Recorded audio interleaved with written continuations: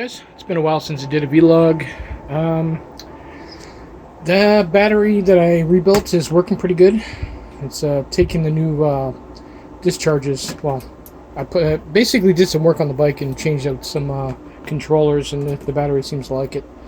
And it's actually running pretty good. Hopefully I can go for a long enough ride where I can bring another cell down and replace it as well. But the other ones are doing pretty good. What I did do is I ended up removing this controller with the remember the video I did on the rushless controllers. They turned out not so good. Well, I mean, they worked, but for whatever reason these controllers make the motors heat up. I don't know if it's a timing issue. I mean, it's only got 60 or 120 and it was at the proper timing. But for whatever reason, these controllers heat up the motors. This one here is a 50 amp, which I put on the bike. It's a brain power motor controller. Rated for 1500 watts at 50 amp. I have this running on the front, and it doesn't even get warm. Okay. I even tried the big one there, but the big one doesn't have self-learning. And it doesn't seem to like the motor I was hooking it up to. So that one's out until I get my my brushless motor that I'm going to be picking up that kit that I said I wasn't going to do. Yeah, so I spent most of the day yesterday trying to rewire the bike, and I thought I blew the throttle. Then I had to go into that. I'll show you what I came out with. Basically a 1500 watt for the front and a 500 watt for the back, and I'll tell you, man, holy crap, it makes this one slow. That bike is insanely fast now. Like, I mean, it's so fast that literally I could like drag race a car. Okay. It pulls too. Yesterday I had a situation where it's probably a good thing I have a power switch on the bike, because the throttle connector unplugged, or I lost connection, and the bike just went full out. The only way to stop it was to hit the power button. Yeah, it's got so much torque with the two controllers and two motors that if I didn't have that power button, I'd be in trouble, because there's no way the brakes would stop it. That's how much torque it has. It's crazy.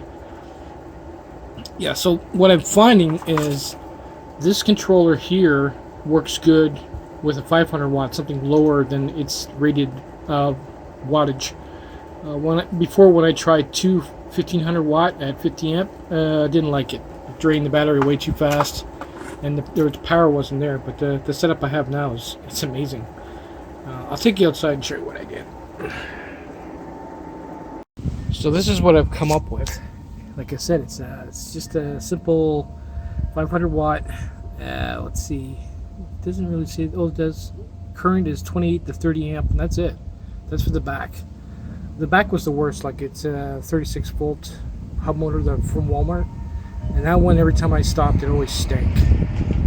This fuse holder still works great. You can pretty much mount it anywhere.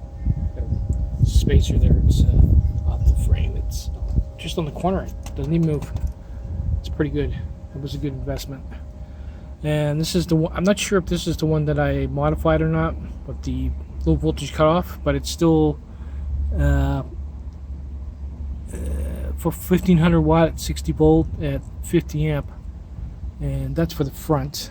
The thing I don't get, I guess, like I said, there had to be a problem with the other controllers, because I go on long rides and just push it, and either motor is cool to the touch, which is bizarre. I did a lot more wiring. You can see, did more wiring looms up here, and a ton of that stuff.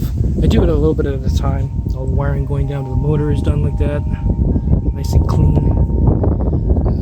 Eventually I want to clean this up, find a different connector. I'm using a what's that, a trailer hitch connector they usually use for brake lights. It's too big.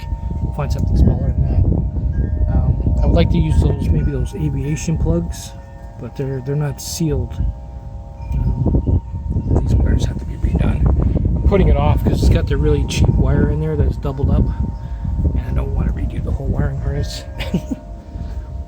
But oh, the Juntech still works great. Thank you guys for that, or thanks the company for that. This thing is awesome. I just basically glued Velcro straps to it, and you pull them tight, and it doesn't slide around or anything like that. The module still works. Actually, I've been through the rain with it, and it didn't short, which I'm surprised. Yeah, so it does work good. I have it set up. I have a switch here set up where I can kill this one and just use this one here for the back. If I'm going long distance, I can just kill one of them, but I don't need to boot around. But it's working pretty good.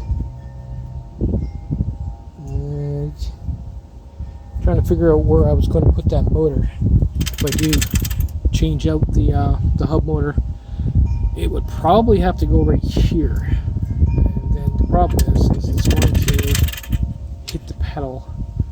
So that's out. And I'm thinking over here, moving a bracket, and it'll stick out here. It's still up in the air, but I'm definitely picking up the motor.